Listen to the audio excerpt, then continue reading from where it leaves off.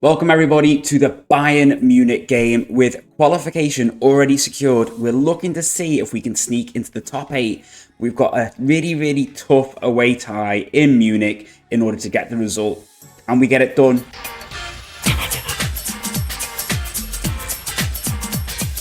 Yeah, everyone, as ties go, away at Bayern Munich is probably almost as big as it can get, really, going to the Allianz. It is going to be very tough for us to get a result here today. But, like I said, if we can sneak a little win, it puts us in a really good position of finishing in the top 8. Before we properly catch up, everyone, if you want to do us a massive favour and drop a like down below and leave a comment if you think we're going to get past Bayern Munich. I guess we could go with that. But, yeah, let's kick off with when I last saw you. So, we welcomed Porto to Iceland after we'd beaten Young Boys 3-0. And after Roberto Chiapara saved a penalty, we then raced into a 2-0 lead before Porto pulled one back just before half-time. But playing on the counter, we started using a little bit of direct passing and passing to space, very much in-game, on like a sort of situational basis, I suppose. We managed to get 2 breakaway goals through Castillo and Valdez, which gave us a nice 4-1 win. Before we then welcomed Freiburg, and after taking a nice early 1-0 lead, I thought, great, we just need one more goal, but hopefully before half-time, just to really put ourselves in the driving seat, but it never came. And as you can see, XG-wise, very even, but when Freiburg got that 89th minute winner, it was a bit of a sickener. But then we went away to Portugal, this time to play Casa Pia, and it was our turn to come from behind with Ariel Valdez getting 2 goals to wipe out the Maki Lopi opener. And yeah, I think this put us on 4 wins out of the first 6 games, and things were looking pretty nice. But then after a couple of weeks back, after the Christmas break, after our end of season, we were just a little bit cold and a little bit off the pace when we welcomed Milan. Ended up losing 2-0. We just weren't sharp enough. A lot of the players, as you can see, were struggling fitness-wise. Rakic, Rinaldi and Lawson. We'll touch on why Rinaldi's playing in a bit. But yeah, we just struggled really. Really struggled to get going. So we've had a friendly since we played Milan, and we've just focused on a lot of like match practice to try and get the sharpness up. But yeah, this is Lorenzo Rinaldi. He's been out on loan at Schalke for the last season, and he did really well. And we kind of envisaged that at the age of 18, maybe we'd try and get him out on loan again. But I'm starting to wonder whether the time is potentially for us to start dripping him into the team. Because when clubs started bidding for Yadel Castillo in January, he got really unsettled, and he was not happy about us rejecting bids. We were getting, I would say, lowballed by clubs in Saudi for about sort of 3 to 4 mil, and we bought him for something like 4.2 mil, I think it was. And so we set his asking price at like, I think we set it at the 7.5 mil thing, and hopefully that'll put off some of those Saudi clubs.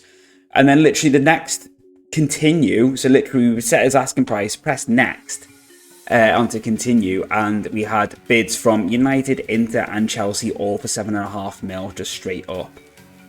We tried to negotiate United and Chelsea up to higher, to sort of 10, 12.5 mil, etc. And they just weren't having it. They just backed out on negotiations straight away. So in the end, what we did was we negotiated with Inter the 7.5 mil, but we got in a 50% sell-on clause. I think it was 50%. So made a profit on him, and there's the scope for future earnings down the line. But yeah, really disappointing to let him go. We had originally said, oh, we'll keep, when he'd come to us moan, and we said we'll sell you in the next window. But then when we started getting these bids in, I was kind of thinking, I don't know whether to just take the money now, because we knew when we signed him we were always going to struggle to keep a player of his caliber if he performed. He had performed. We knew it was going to be tough. So in the end, we just sort of elected just to sort of take the money while we were getting it, really. And the only other real out of note, I suppose, was Halfa Arne Jobmanson. He came through our youth intake, and he'd been out on loan at Stjarnan for quite a while. As you can see, he made 126 appearances. But then Napoli, of all clubs, bid for him in the January, and he was never going to be good enough to be a starting keeper for us. He was only ever going to be a backup. We wouldn't have been looking to do this deal if Stjarnan had extended his loan, which they didn't. So when Napoli bid like 1.9 mil for him, I thought, it's like free profit. Like, I think I negotiated them up, and they accepted it, actually. So he's gone. We did actually accept a higher bid from Spezia, but by that point he'd already agreed terms with Napoli, I think. So it was, Spezia was sort of fighting a losing battle, but nice easy 1.9 mil. Can't really complain. So this is the current state of affairs with our transfer budget. In terms of ins, we've got quite a few players coming in, to be fair. Quite a few frees, a few sort of cheapish ones. Bodø have been churning out some absolute stars. I mean, to be fair, Norway in general have. We've got this guy, Erle Christian Hatlehold, coming in from Augesund. Looks like he could be brilliant. 16 tackling already at the age of 17. Get his marking to bump up, I'm sure, as well as his position, and hopefully boost his passing, but could easily come in and just be another anchor for us. Probably eventually take a starting anchor slot, potentially. I'm not going to go through all of them. I'm just going to show you some of them. Jordan Hunt is joining on loan because we got the option to buy him. Yeah, he's also coming in from Bodø. Basically, we're bringing him now while he's 17 to try and just speed up his homegrown development. And then, yeah, we'll sign him once he turns 18. Alberto Lapiana is coming in on a free, I think, from Inter. Basically, midfield option, potentially a loan farmer, but if a couple of other players leave, he might end up playing a part for us. Same with Vladimir Basic coming in on a free from Napoli. Again, potential loan farm player, but will certainly be able to do a job for us if needed. Certainly should some players leave, but I'm not going to be expecting loads from him, but he was a free and he just seemed quite a good technical player to sort of really turn down, really. Too good to ignore. This guy I'm excited about, Daniel Selhed, coming in from Göteborg, I think it is. Is it Göteborg? Yeah, IK Göteborg. 18 jumping reach with a height of 6'8". When we signed him, he was 6'7". He's now 6'8". So we can get him to work on that heading. That heading was 10 as well when we signed him, and it's gone up already. So he could be an absolute monster, especially if he can work on some of that aggression and that bravery. He could be an absolute beast in terms of going forward, especially at the moment with us playing two strikers. He could be perfect to go up with someone like Valdez, who's a bit quicker, a bit nippier. He could basically win the ball, flick it on, lay it off, what have you, while also mopping up from any ball into the box. Who else? David Mahadzic is someone I'm actually quite excited about. A little bit more well-balanced, well-rounded midfielder coming in, again, on a free. Coming in from Genoa, I think. Is it Genoa or Bologna? He's coming in on a free anyway. He won't tell us where.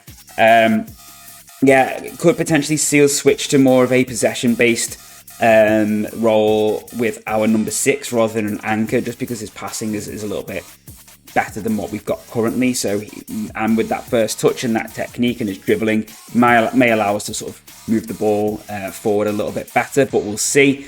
Carlos Ribeiro is someone I'm quite happy about coming in on loan. Left back, only 19, didn't want to join on a permanent deal, but because he wasn't interested, but hoping we can bring him in on loan, blood him in, get him excited, hopefully get him happy at the club and potentially sign him. I don't think we've got a purchase option. But yeah, more Bodø players. Johnny Bakker Hansen coming in at defence. Looks fantastic at the age of 18 already. Branislav Tufegdzic coming in from Partizan. Again, also looks very, very good as a defensive option. Left-footed, 6'5" with 16 jumping reach, 12 heading. He's basically looking at turning into a beast from corners as well, especially with that bravery and that aggression. And then Matthias Lime, basically amateur contract, doesn't look much. Coming in on a free, he's 16, mainly just for someone who are going to send out to our affiliates in the lower levels, just to help them. So Wolfsburg, KFA in particular, and I can't remember, we've just got a new affiliate as well because we lost Halkar because they are now in the same division as us. So we've got another like low level affiliate. So he's someone we'll just look to send out there once he's old enough, and I'm sure he'll be able to do a job for them while hopefully developing quite nicely. Patrick Sundström is another loan farm player, really. He's only coming in at 2-star, so he's someone I'm looking to basically just, again, get out into the loan farm. And last, but by no means least, we have to talk about the other Icelandic teams. Reyðar came in third with 5 wins and 1 draw, and HK losing the last game 3-0 to Genoa really sort of limited them to this sort of top half playoff finish. But I mean, if they can get any one of these teams, they've already beaten Twente. I reckon they could beat Tallinn. They've beaten Celsius before. I reckon they've got a good chance if they can get a favourable draw there of going through. But if they'd have literally even just got a draw against Genoa, they probably would have. They would have snuck into the top 8, but wasn't to be. But they can be very proud with how they've done. And it does mean that at this point in time, we are definitely going to go up to 9th, but we do have a chance of actually going up to 8th if we can just pip Turkey. Obviously, with 3 teams going through for us, I'd like to think we've got a chance of making up that difference, assuming that we can do well. I think Breither and HK being in the Conference League is definitely beneficial because I think they're much more likely to succeed there. HK, obviously, were 1 goal away from getting to the semi-final, I think it was, of the Conference League last year. So I'm optimistic that we can certainly pick up some points. I can't remember where Turkey's teams are, but we can have a look in a bit. So for Bayern Munich, we're going to go up with pretty much our usual setup. We're going to put, obviously, Celik in for Galic. Osorio, Rakic and Ramirez make up the rest of the defence. I might actually switch him just to a regular central defender. Chiapara, sweep if you won't defend. Breyer in at anchor. He's come back since his leg break. Oh, didn't realise Ronaldo was not quite at the races, so maybe we'll go with Lerver in there for now. Juan Castro welcoming back from his leg break. So his contract expires at the end of this year, so we're potentially going to see whether we decide to renew or not. We did sign him on a free. He's not great, but he was, like, attributes-wise, but he was actually putting up some decent numbers before he did get injured. We only really brought him in as someone just to bring in a bit of experience up front, and he was free. And he has done well for us, but at the age of 29, I do wonder whether we potentially just look to move him on rather than giving him a new contract, especially with us having some of those other players coming in next window. Quickly, actually, I am just going to touch on something which I mentioned last time. Well, maybe not last time, a couple of episodes ago, about us trying a slightly different tactic going forward. So I'm not sure whether to go with something like this, potentially, just to sort of really just try and delve into the positional play side of things a little bit more. Potentially looking at maybe going with like an inverted wing back to sort of sit in here with the libero and then having the fullback drift across the partner of the defence, potentially. Obviously, the one option would be to actually have this as an inverted wing back as well, to sit here, basically to take the 6 spot, allowing the 2 6s, basically the Regista, to push forward and try and win the ball, while Volante pushes up to support the attack with 2 inside forwards. The attacking roles I'm not really wed to. I'm not really wed to any of the roles, really, but I'm still sort of thinking about something along the lines of this, like a nice, very fluid, expressive system, which basically sees a lot of players really exploit that positional side of the game and those rotational sides of the game, really. Potentially going to go with the Trek. Like I said, not really wed to that, but just someone to win the ball, to basically sit around here and just feed balls forward while the Volante and the Regista sort of busy around behind them. But yeah, work in progress, but we're going to we've basically created a recruitment focus just to see if we can start finding some players who could potentially do the roles in this system and see what we find. Like I said, it's not something I'm particularly wed to. I feel like I've said that quite a few times in a short space of time, but I'm not. Like, we'll just see how it goes, really, see what we think. But with the way some of our sort of transfers and things have gone, especially this window, and Umbala is wanting to leave as well. We've rejected a couple of bids this January. I'm thinking that we may end up switching back to a winger system, potentially. Just depend. It really just depends on who comes up, but in terms of transfers. But we may end up drifting back to that. Basically, the 4-4-2 worked for us because we had a few strikers, so we could afford to go with a 2-striker system, and we had basically a lovely sort of depth of midfield. So yeah, let's just, you know what, let's keep the pressure off them, really, because nobody is really expecting us to do anything. So just go out there, have fun, but I'm going to trust you all to make the difference. And we also don't have Al Salami out on the right as an option either. Our Saudi right wing back, I guess. We'll call him that. Because he's away at the Asia Cup with Saudi Arabia, and they're absolutely killing it, to be fair. I think they've won every single game. And Valdez, don't tell me he's going to get booked already. No, he's just being told to calm down. I was going to say, you can't book him early doors for literally a first tackle off the kickoff. That would have been ridiculous. Let's just make sure people are having jobs done on them. Yes, they are. Apart from... yeah, probably not much point doing much with him. You could always close him down because he can't really dribble that well. Al-Kabasi, I'm sure, is going to be very good. What's... Remo Freitas? Poor first touch, so we'll tightly mark him as well.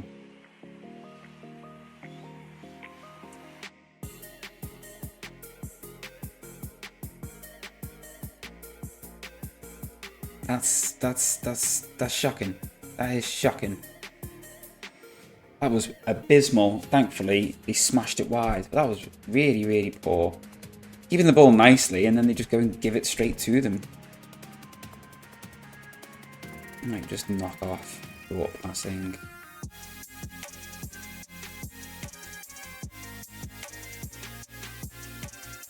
But you can see some of the players who aren't quite up to sharpness. Yeah, obviously, Bray is going to struggle for sharpness because he is coming back from a really long-term injury.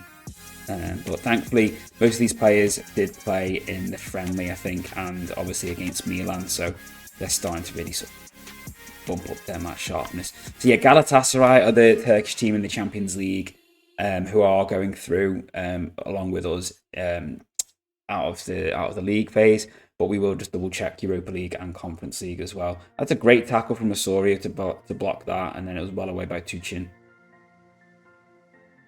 And then it is really just Portugal and Netherlands who we need to sort of set our sights on next. I think they're 6th and 7th. So obviously getting results against Whoa, hits the post. Getting results against Casapia and Porto was vital. And here comes Valdez. Can he carry it? He goes back to Breyer. Here's Lerva. And nothing really comes of that. Nice beating PSG. Freiburg beating Chelsea. Valdez, no. Right, I think we're going to just try a little bit of pass into space. Slow it down slightly. And actually, when it comes up, I'm going to take off. Oh, we tend to play it out on the back from the league. Play it out from the back in the league. So we're going to knock that off. Obviously, we've left it on as part of the base tactic for training purposes and stuff, and familiarity and things like that. But yeah, we'll get rid of that for this because the buy-in press is going to be quite savage.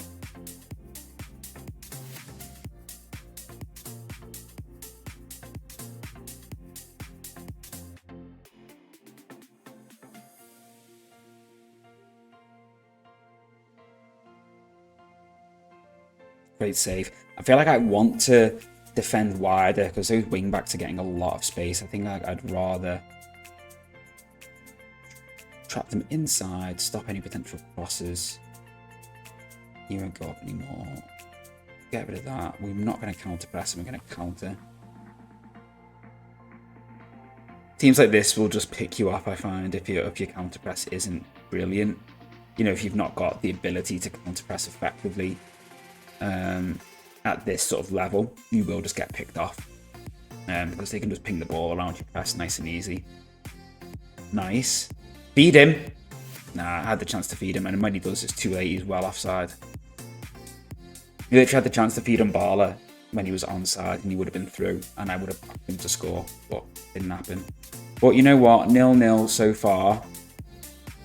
Jinxed it now because they will score. But, what can you do, eh? Here's a goal. Here's a goal. Oh, great save from Schiapara. Great save. Honestly thought that was going to be a goal.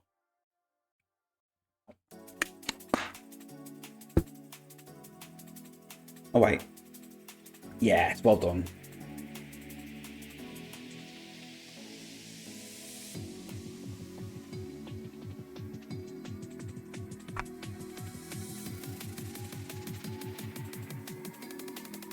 Easy. Easy. All day. Straight into his hands. Yeah, can we... And no.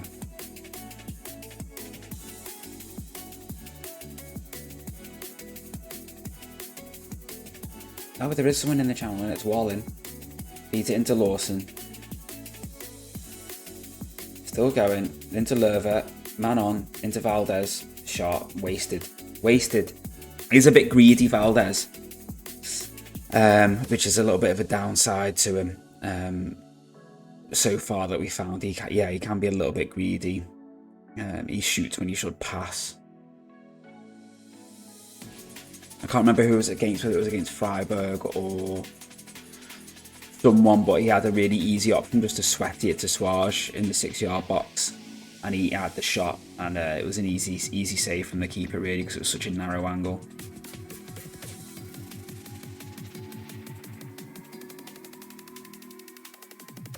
Schiapara is having a freaking blinder, man.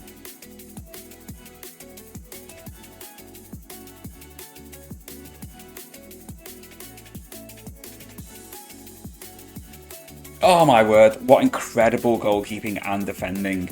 Saved on the line, blocked on the line by the looks of things. We are hanging on here. Just need to get to half time. Let's just slow it down a little bit.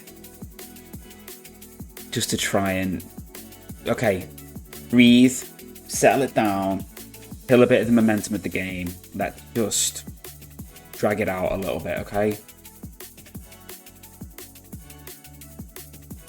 Since we've gone to that, the distribution has been shocking. It's just getting cut out all the time. Just see if we can just focus the aim towards Wallen, which will be Swash because Wallen won't last the game.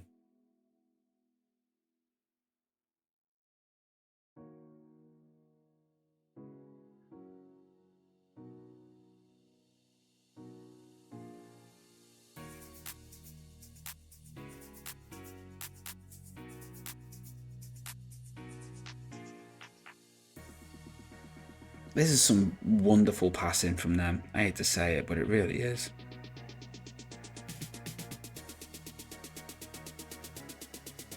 This deserves to be a goal.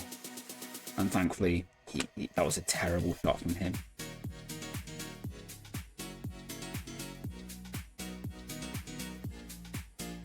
Oh, they're going to score right on the stroke of half time, aren't they? Why else would they show me a corner highlight at 55 minutes? Oh, because it's gone over. Right. Okay, let's just get to half time. Thank you. Raya was looking a little bit tired and he was doing all right, but we brought on Abdullahi Namdi, who's been playing at anchor quite a bit while Raya's been out injured, and he's done all right. Kind of done the job that we brought him into, really, when we signed him for a free. And if he can complete that transaction by being sold back to England, potentially for 5 mil or so, I'll be happy. Well, I say back to England, doesn't have to be back to England, but if we can get sort of 5 mil for him, I'll be quietly pleased. He's okay, but it's nothing stellar, but I reckon there's scope for us to get 5 mil from him.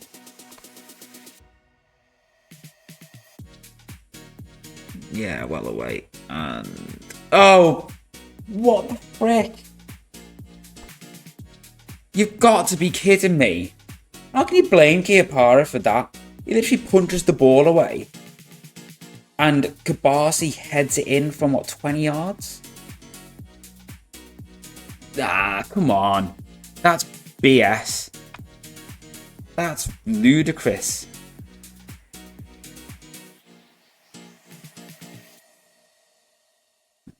I'm going to bring on Aaron Johnson. Just because.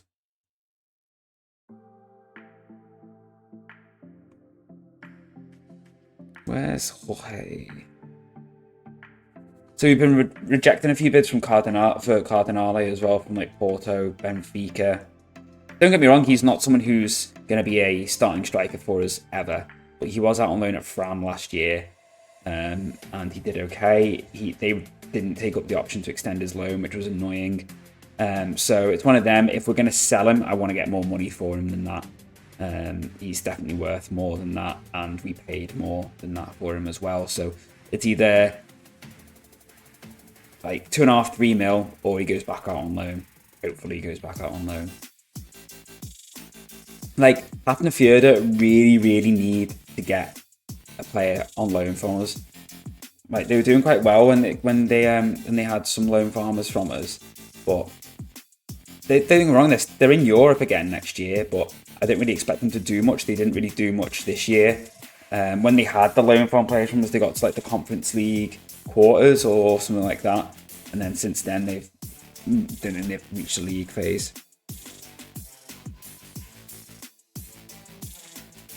All right, we're gonna have to take Lerver off. And don't know who else. Oh, that's the last change we can make anyway. That's fine. So we'll bring on Rinaldi for Lerver.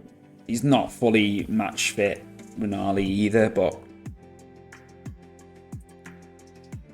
Lerver also struggling.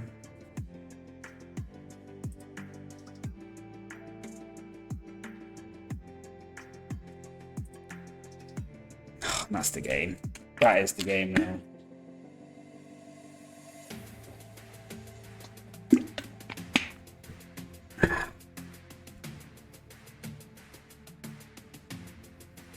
Don't get me wrong, I'm not stupid enough to say that we don't deserve that, but it's still frustrating. Still frustrating. Because where are we going to end up? Down in 17. And we're going to be looking at getting Liverpool, Chelsea, Atleti, Arsenal, Inter, Braga, or Feyenoord. Or Milan maybe as well. Yeah. Feyenoord or Braga would be the dream, but I don't know if we'll be that lucky. I don't think we'll be that lucky. Knowing our luck.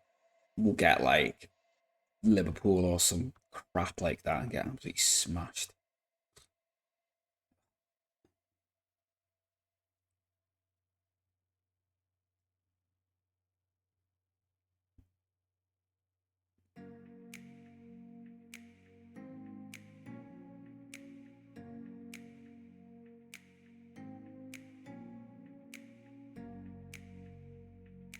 Stinker from Asoria. We'll have some players back, to be fair, but yeah.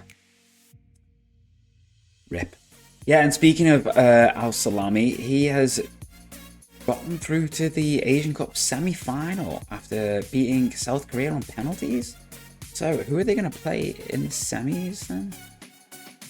They're going to play Iran, so they've got a decent chance of getting to the final, I would say. Right, everyone, let's see who we're going to get. Arsenal are out, okay, fine.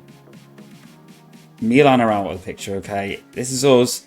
Right, everyone, cross your fingers for Braga or Feyenoord. Okay.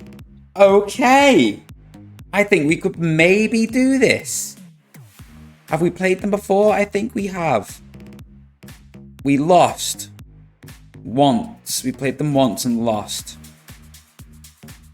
Okay. We've still got honest slot. Okay, okay. And that loss was a 3-2. In fact, I think I remember this one. Was this only like last year or something?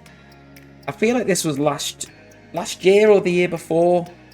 And I feel like all of their goals came from set pieces. And they scored a 91st minute winner. Yeah, okay. I'm reasonably optimistic that we can do something here. Well, this is just what you want on deadline day, isn't it? Man United unsettling Mads Larsen. They can get lost, not for that much money, no. Yeah, we dug our heels in. We have annoyed him a little bit. But, yeah, we bought him for 2.8 mil. So I'm not going to accept anything less than double that because he has improved an awful lot since he came to us. Great, and now all the bids are rolling in. I'm